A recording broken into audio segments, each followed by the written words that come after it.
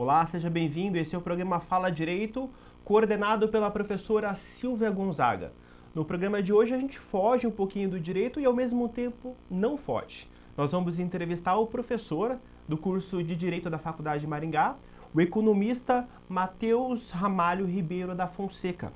Ele que é doutor em ênfase de desenvolvimento econômico. É isso, professor? Isso, doutorado em economia com ênfase em desenvolvimento econômico. Professor, primeiramente, muito obrigado pela sua presença. Não, obrigado, Michel. É sempre uma honra estar aqui, poder discutir temas relevantes, atuais, sempre mostrar um pouco do nosso trabalho, da nossa pesquisa. É sempre muito bom, gratificante. Bom, para você que está em casa, eu fiquei surpreso na hora que eu fiquei sabendo que eu ia entrevistar um economista aqui no Fala Direito. E a minha primeira pergunta é justamente essa, professor. Qual que é a ligação entre a economia e o direito? Olha, muitas pessoas acham que a ciência econômica ela é descolada do resto, né? Assim como as ciências são compartimentadas e elas não se tocam, né? E isso é uma grande ignorância, porque todas as ciências elas vão analisar o quê? A realidade, só que com pontos de vista diferentes. Eu costumo brincar com os meus alunos, né, que quando a gente analisa, né, o direito, a economia, eu falo isso sempre para os meus alunos de direito, né? Vocês analisam, vocês do direito e a gente da economia, a gente analisa a mesma realidade, só que de pontos de vista diferentes, né? Então, basicamente, é o mundo à nossa volta. E qual que é a relação dos dois? A relação entre economia e direito ela é muito forte, porque tem uma teoria nossa de economia que a gente chama de economia institucional. É uma teoria que ela vai surgir mais ou menos nos anos 90, com o trabalho do economista Douglas North, e ele vai dizer que grande parte da determinação da performance econômica dos países está ligado às instituições. E uma dessas instituições é as instituições legais, as leis, a Constituição. E isso faz com que abra um leque muito grande para que tanto direito e economia caminhem juntas para falar, por exemplo, quando a gente vai falar por uma política econômica, por exemplo. Eu poderia adotar uma política econômica de qualquer maneira? Não, tem um quadro institucional próprio, tá? Ou seja, existe um arcabouço jurídico que eu tenho que obedecer para que eu tome as medidas econômicas cabíveis. Eu não posso simplesmente passar por cima da Constituição brasileira, por exemplo, e instituir, não, vamos, agora trabalho, né, a gente pode botar para trabalhar aqui 80 horas por semana. Não existe isso, né? Existe um mínimo, existe acordos, convenções jurídicas. Então, tudo isso, uma aponta para o outro e eles vão caminhando juntos. Professor, e também existe uma certa isenção das pessoas, né? Eu não preciso entender de economia. E até, muitas vezes, até dos próprios alunos, ou não? Alguns alunos às vezes chegam pra gente e falam, professor, para que eu preciso entender de economia, né? Tem essa necessidade? Qual que é a minha resposta sempre? Eu falei, gente, se vocês não entenderem de economia, a primeira coisa que vocês vão fazer é que vocês vão pagar mais juros do que o necessário nos bancos e para comprar sua casa e seu carro. Por isso que a economia é importante. Para a gente entender como é que funciona o mundo, como é que funciona o dinheiro. Hoje você não faz nada sem dinheiro, né? Hoje a gente precisa de dinheiro para tudo. Pagar as contas, né? Se divertir, sair, entendeu? Andar às vezes de carro. Então tudo a gente precisa de quê? De dinheiro. E a gente trabalha para isso, entende? Então a gente precisa entender como é que é o funcionamento da coisa, porque se nós não entendermos de economia, pelo menos o básico, o mínimo, a gente começa a falar, mas a situação está ruim. Tá, mas por que está ruim? Qual que é o motivo? Qual que são as saídas? Existe saída? Existe. Saída sempre tem, entendeu? Só que se você entender um pouquinho de economia, você pode encontrar saídas muito mais rápidas e se livrar de custos, né, excessivos, principalmente do sistema bancário. E o brasileiro, ele tem o costume de gastar mais do que ganha também, né? O brasileiro tem esse hábito de querer gastar mais do que ganha. Ele não é um cara poupador, né? O brasileiro de forma geral. Só que uma das grandes questões que a gente tem que levantar aqui, Michel, é o seguinte. Quando a gente está falando de população brasileira, né? Saiu uma pesquisa recentemente agora da PNAD contínua, que é realizada pelo Instituto Brasileiro de Geografia e Estatística, o IBGE, mostrando o quadro da desigualdade brasileira, né? 50% das pessoas recebem até R$ 450 por mês, tá? Isso é menos que um salário mínimo, né? Então, ou seja, se você pegar a população toda nossa, 210 milhões, né, 105 milhões recebem até R$ 450 como renda mensal. Isso é muito baixo, né? Não tem como poupar, não tem como poupar, tá? Não tem como gastar, as pessoas vão gastar mais do que elas ganham, porque a renda é muito baixa. A renda média brasileira é muito baixa, né? Se você pegar, por exemplo, dados de 2018, pegar o PIB per capita nosso, é 32, 36 mil reais, tá? Isso não dá 8 mil dólares. É uma das rendas per capita mais baixas, tá? Assim, em termos de América Latina, por exemplo, é muito baixo, tá? Então, assim, nossa renda é baixa, não é uma renda elevada. Ou seja, você aí de casa tem que entender de economia, porque é fato, você vai gastar mais do que ganha. Então, entender de economia é muito importante. Nós estamos agora no final do ano, professor. Eu gostaria de perguntar se já há projeções para 2020. Perdão? 2020, exatamente. Isso mesmo, 2020. Já tem projeções, tanto do mercado quanto do Banco Central, né? As pessoas às vezes têm que sempre falar, né? O que seria o Banco Central? O Banco Central é o nosso guardião da nossa moeda, né? Ele que é responsável pelo funcionamento do sistema financeiro, sistema bancário e também pela regulação das políticas, algumas políticas econômicas, como política cambial e também política monetária, tá? Então, quais são as projeções do Banco Central? Em termos de crescimento econômico para esse ano, nós temos uma expectativa mais ou menos de 0,8% de crescimento, ou seja, vamos fechar no 0 a 0, né? E pro ano que vem existe uma expectativa de crescimento de 2%, né? Só que nós temos alguns agravantes nessa situação. O que acontece? O Banco Central do Brasil, ele lança semanalmente, toda segunda-feira ele lança um report, né, um relatório com as expectativas de mercado, tá? E eu acompanho essas expectativas de mercado. O que acontece? O crescimento pro ano que vem, no início desse ano, era esperado em torno de 3%. Alguma coisa próxima de 3%, 2,8%, 2,9%. Com o passar do tempo, foi decrescendo, e já estamos em 2%. E as expectativas do mercado para o ano que vem já não são boas mais, né? Já estão abaixo já de 1,5%. Esse é o famoso superávit e déficit, é isso? Não, é simplesmente crescimento econômico. Superávit e déficit seriam as contas públicas do governo, que é um caso à parte. Mas também é positivo e negativo. Isso, positivo e negativo. Bom, para você que está em casa, eu me confundi com as datas aí. Já estou querendo que chegue logo o meu TCC, né? Então tá me confundi com 2019 aí e 2020. Professor, a próxima pergunta é o seguinte: sobre as reformas, quais são elas e por que elas estão acontecendo? Bom, para ser assim extremamente franco, né? A partir do ano de 2016 foi tido um diagnóstico, né? Realizou-se um diagnóstico da economia brasileira de que a economia brasileira estaria quebrada, tá? Por que entre aspas quebrada, né? Eu sempre gosto de falar isso. Por que entre aspas quebrada? Porque as contas públicas haveria uma aceleração do endividamento público, tá? Ou seja, é aquilo que você falou, está correndo em déficits, né?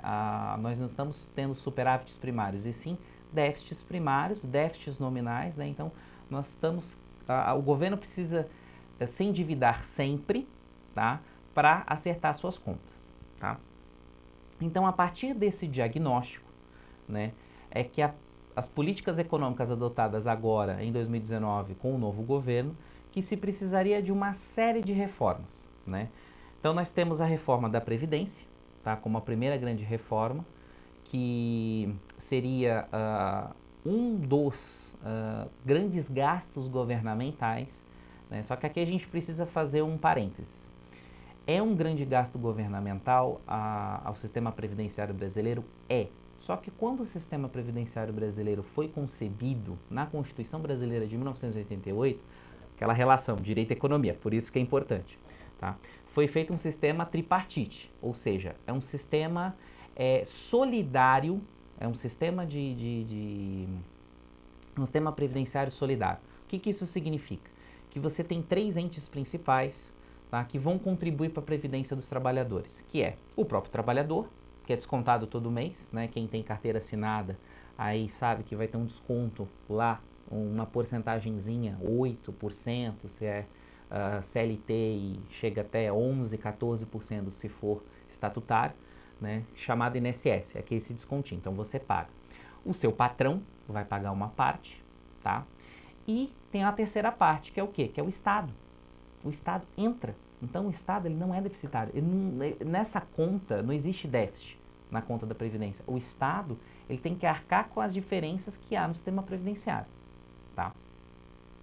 O que se questiona muito no sistema previdenciário brasileiro é que não há uma isonomia de tratamento entre as pessoas que se aposentam. Então, por exemplo, quando nós vamos pegar aposentadoria do setor privado, qual que é o teto lá? 5.800 e alguma coisa, quase 6 mil reais. Esse é o teto da aposentadoria no sistema privado, sistema CLT. Tá? Qual é a aposentadoria teto no sistema público? Não tem, né? Se você parar para pensar, tem a partir de 2013, com uma lei que a Dilma Rousseff passou, em 2013, em que há uma equiparação a partir daquela data de todos os servidores públicos federais, tá, seriam equiparados ao teto do INSS. Tá? Só que isso tem um adendo. Não são todos os funcionários públicos, são funcionários públicos federais. Isso se exclui militares, isso se exclui judiciário e algumas vagas do legislativo, né? E aonde que está o arrombo? É justamente nessas 3 áreas, né? Judiciário, os militares, agora que passou uma reforma da Previdência que vai gastar 110 bilhões a mais em 10 anos, e o legislativo, né? Então, por isso que se vendeu essa reforma. Tá? O problema é, se você pegar, por exemplo, os dados da Unicamp. A Unicamp tem um centro de estudos que o professor que é responsável por esse centro, Pedro Paulo Zalute Bastos, fez uma pesquisa em que eles analisaram a reforma previdenciária. Então eles pegaram a Previdência e foram checar os cálculos. Pegaram as planilhas para ver se a planilha estava certa. E está tudo errado. Todos os cálculos que foram feitos para validar essa reforma da Previdência aprovada agora, elas estão feitas sobre cálculos errados. Os cálculos não estão certos, não fizeram os cálculos certos. Tá? Então essa é a primeira questão. Então, essa reforma previdenciária, por assim dizer, ela é, ao meu ver, equivocada e ela reforma quem não precisa. Ela reforma as pessoas com renda menor, reforma quem realmente precisava aumentar a sua renda e não diminuir a renda. Tá? Então ela vai aumentar a desigualdade, essa reforma. Tá? O certo seria o quê? Reformar a previdência pública. Tá? Militares, reformar parte de judiciário, nós precisaríamos reformar isso. Isso não foi tocado, não foi mexido, né? Então, a economia vai ser nas costas dos 99% e não em cima do 1%. Então, essa é a primeira reforma que está sendo aventada. A segunda já foi aprovada, né? A segunda que está sendo aventada é a reforma tributária e tem a reforma administrativa, tá? Temos de reforma tributária. A reforma tributária, a concepção, acho que tanto quem é de direita, quanto de meio, quanto de esquerda, tem o prognóstico meio que pronto, que fala o seguinte: o sistema tributário brasileiro é extremamente complexo. E concordo, né? Não é simples ter um sistema tributário como o brasileiro, que tem algumas aberrações, como, por exemplo, o ICMS, Imposto sobre Circulação de Mercadorias e Serviços, que é um imposto estadual e que cada estado tem o seu direito de querer pagar a alíquota que quiser, cobrar, eu quero cobrar 30% na alíquota dos combustíveis, eu quero cobrar 40%. Então, assim, é meio absurdo isso, né? Então, e cada estado tem a sua idiosincrasia. Então, isso é um problema, né? Essa questão tributária brasileira.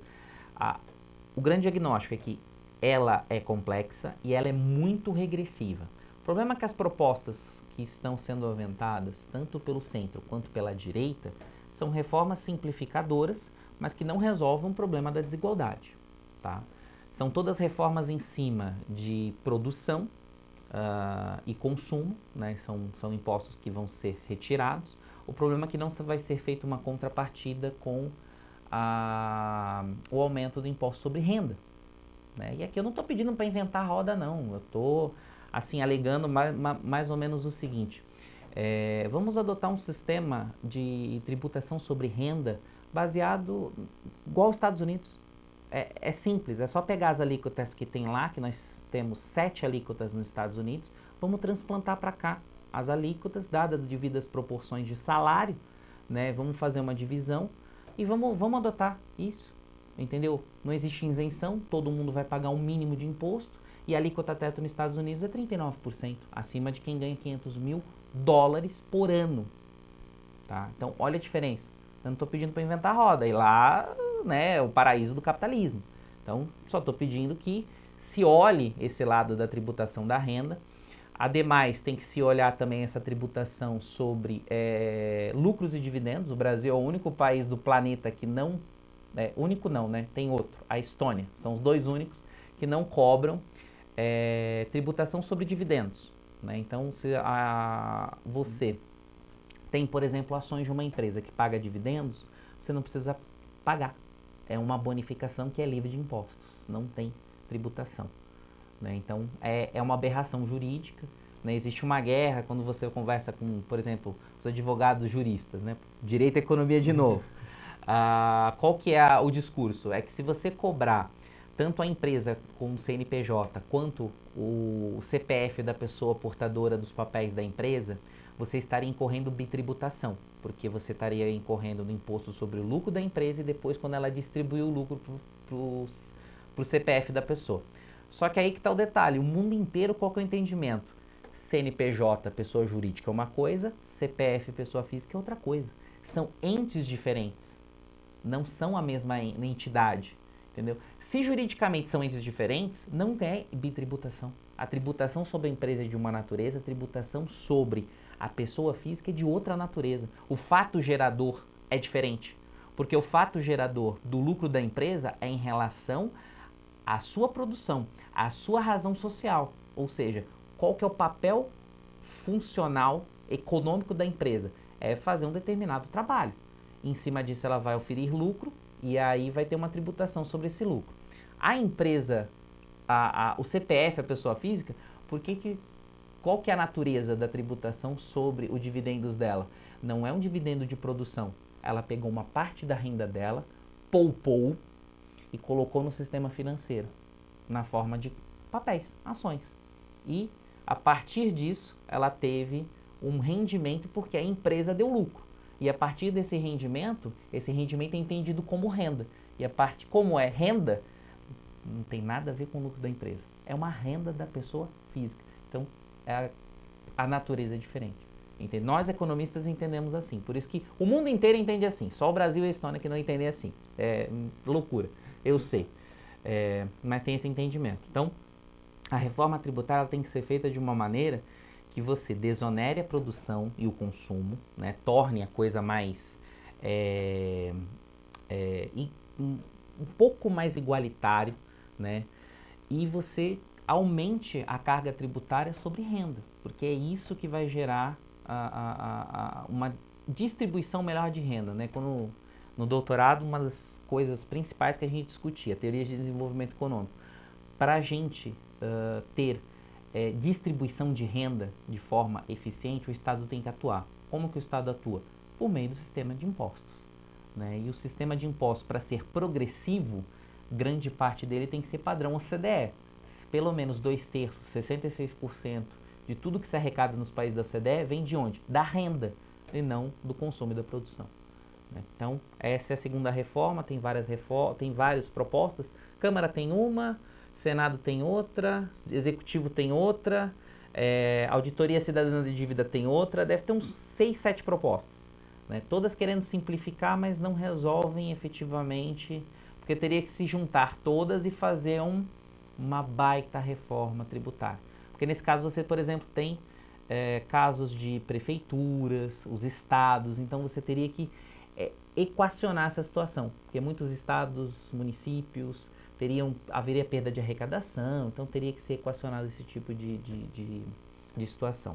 E a terceira reforma foi a reforma administrativa, né, que é tornar o acesso a vagas públicas, né, o cargo de estatutário, um pouco mais difícil, mas também premiar esse cara que passar. Então, por exemplo, hoje, né, quando você entra em qualquer cargo público independente, você entra no status mais baixo, né? A progressão que você tem naquela lista de progressão é a mais baixa possível.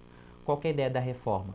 É todo emprego público estatutário você não entrar por baixo, é você entrar na média, você entrar no meio do sistema, né, e você ter uma progressão de carreira, de modo que você não tenha progressão continuada. A progressão vai ser conforme a sua produtividade, as condições econômicas do país e também a sua idade. Porque hoje o que acontece? Você trabalha 10, 15 anos no poder público, você está no topo da carreira, tá?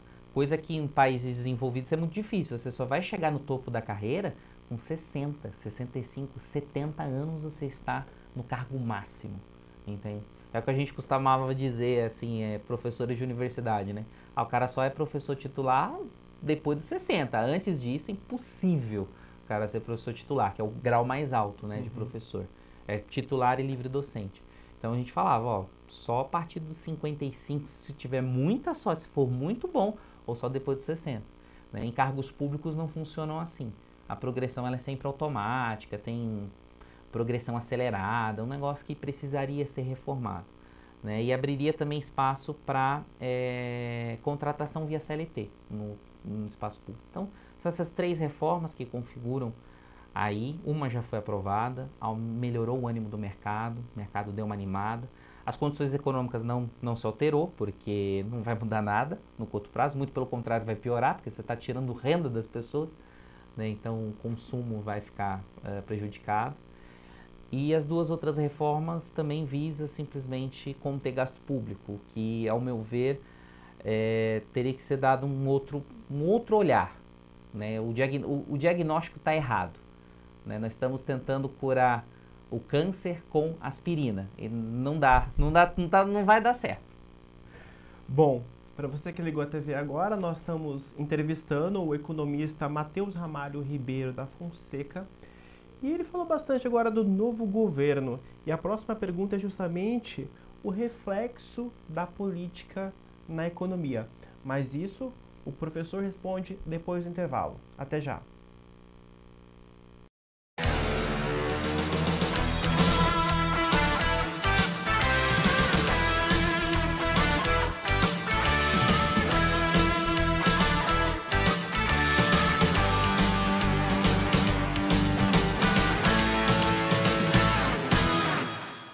Tirei minha carteira de motorista, eu comprei meu primeiro carro, fiz tudo direitinho, como manda a lei. A cada dia que passava, eu ganhava mais confiança no volante. O problema era esse, eu perdi o medo de dirigir e comecei a correr muito. Eu saía de casa sempre atrasado, então nas ruas eu tinha que tirar esse atraso. Eu não respeitava nada, pessoas, sinalização, animais, tirava a fina dos postes, entrava na contramão, fazia loucuras. Eu sempre estava arriscando a minha vida e dos outros, tudo em alta velocidade, sendo de moto ou de carro. Os meus amigos falavam que eu corria demais, mas para mim isso era orgulho, eu me achava o cara. Até que um dia, eu confesso, tomei 2 cervejas e saí dirigindo. Para o meu azar, encontrei uma árvore na minha frente. Eu falei, sai!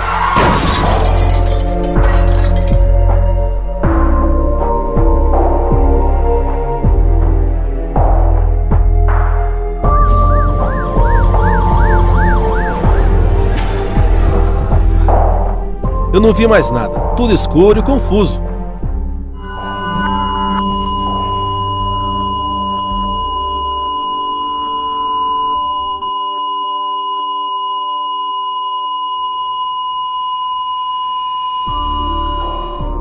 Acordei assim, no hospital, tonto. Ainda bem que eu acordei, porque o meu amigo que estava no carona não teve essa chance. é um peso que eu vou carregar para o resto da minha vida. Só depois que eu passei por isso que eu aprendi. Respeite o trânsito, respeite sua vida, respeite a vida dos outros.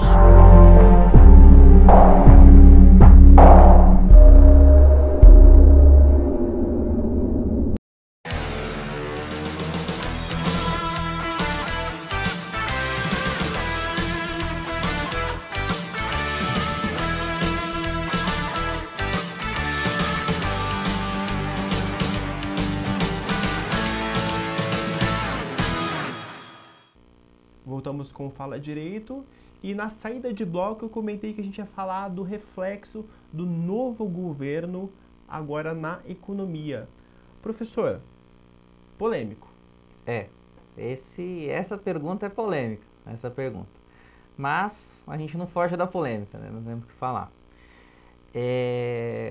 A primeira pergunta que você fez para mim, acho que vai responder isso. Qual que é a semelhança ali, qual que é o contato entre política, entre economia e direito, né?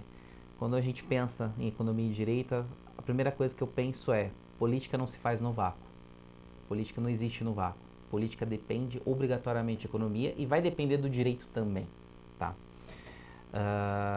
A influência do governo hoje, das ações do governo em cima do cenário econômico é crucial, tá? Então, se você está passando por uma situação econômica que não está boa, alto nível de desemprego, tá? Alta informalidade, queda da renda média, baixo crescimento econômico, isso tudo não dá para justificar mais que é em relação aos governos anteriores. Não existe esse tipo de justificativa mais, né? Nós já estamos em praticamente final de 2019, nós estamos no finalzinho já de 2019, entramos no penúltimo mês, entramos agora, e o governo não está mostrando a que veio, tá? A propaganda era que haveria uma revolução econômica, o crescimento viria no segundo semestre e ele não está vindo. Justamente por quê? Porque as reformas não estão atuando aonde que tem. Como eu disse anteriormente, o diagnóstico é um diagnóstico errado, tá? E o governo, ele está se esforçando cada dia para piorar a situação, né? Ele não está melhorando a situação, né? O governo, por incrível que pareça, como diria o Romário, né? Pelé calado é um poeta, e eu já estou nesse sentido. Gente, pega a cúpula do governo ali, silêncio, né? Um silêncio fala muito mais do que palavras, entende? O mercado não está gostando desse tipo de coisa. Embora, por exemplo, se vocês pegarem Faria Lima, né, pessoal da Bolsa de Valores, né, se vocês pegarem o pessoal, não, a Bovespa está nos seus tetos, está sensacional, a taxa de juros está caindo, a Bolsa vai crescer. Isso aqui já deveria ter acontecido há anos atrás. É que a nossa taxa de juros é extremamente elevada. Hoje não dá mais para viver de LFT, letra financeira do governo, porque não está pagando nada. Então, o capital está saindo da renda fixa e está indo para a renda variável. Por isso que a Bovespa está subindo. Mas não é reflexo do governo. É porque o governo está fazendo ações agora de abaixar a taxa de juros, abaixou para 5% agora, né? Essa semana. Tem perspectivas de melhora, alguma melhora na guerra comercial China e Estados Unidos, mas mesmo assim um cenário de cautela. O cenário externo não é favorável. Hoje, se você perguntar, Matheus, o cenário externo é favorável para a economia brasileira? Não. Primeiro que a gente está acabando com a nossa diplomacia está acabando com todos os acordos comerciais possíveis que a gente pode fazer, tá? O governo não está fazendo o seu papel mínimo, tá? Questões ambientais, incêndio na Amazônia, petróleo no Nordeste, tudo isso contribui para arranhar a imagem do governo, né? Então o governo está sendo inapto a resolver o problema. Além de fazer o diagnóstico errado, ele está sendo inapto de fazer o básico, tá? O básico. Então, Vai afetar a economia? Vai. E o prognóstico daqui para frente em termos de crescimento econômico, desemprego, é sempre de baixíssimo crescimento ou até mesmo decrescimento. Nível de desemprego, pode se manter estável, mas haveria um aumento da informalidade. Tá? Batemos o recorde agora pela PNAD, pela pesquisa, 40% da população economicamente ativa está na informalidade hoje.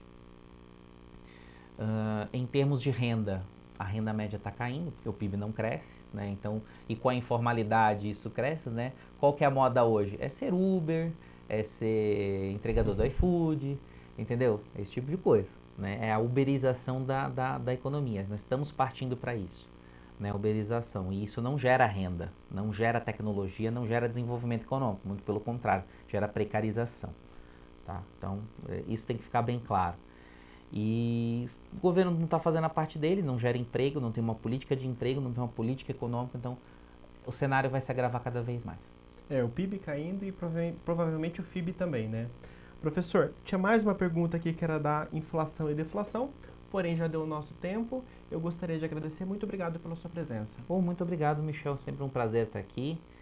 Peço perdão por ter falado, que são vários assuntos polêmicos e... Mas esclareceu tudo também. Obrigado. Esclareceu. Obrigado.